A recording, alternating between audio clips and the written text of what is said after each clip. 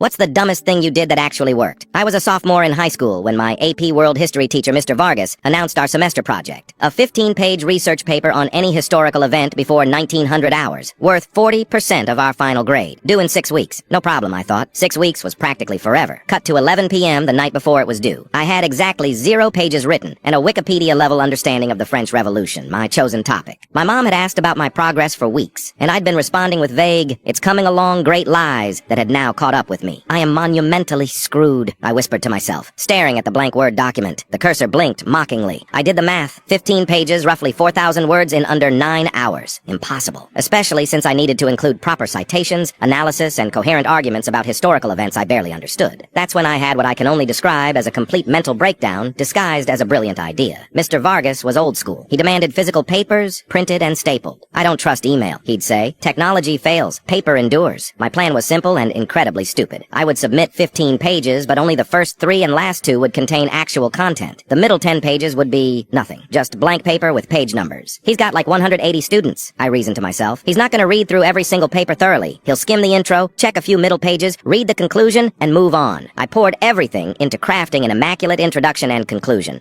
My thesis was crystal clear. My opening paragraphs were engaging. My conclusion tied everything together beautifully, referencing points discussed earlier that didn't actually exist. I even created a comprehensive bibliography with 20 sources I hadn't read. At 5:30 a.m., I printed my masterpiece of deception. Pages 1 to 3 were brilliant. Pages 4 to 13 were blank except for headers and page numbers. Pages 14 to 15 wrapped everything up eloquently. Walking into class, my heart was pounding so hard I thought it might trigger the school's earthquake protocol. I placed my paper in the stack on his desk, trying to look casual while my soul left my body. "Wilson, you look terrible," Mr. Vargas said. "Up late finishing the paper," I replied, which wasn't technically a lie. "Must be good then," he said with a smile that felt like a knife to my guilty conscience. For 2 weeks, I lived in constant fear. Every time Mr. Vargas looked my way, I was convinced he was mentally preparing my academic execution. Then came the day he returned our papers. "Overall, I'm disappointed," he announced to the class. "Many of you clearly rushed these. Some of you should consider different electives next year." He placed my paper face down on my desk. I couldn't look. When I finally flipped it over, I saw a red B+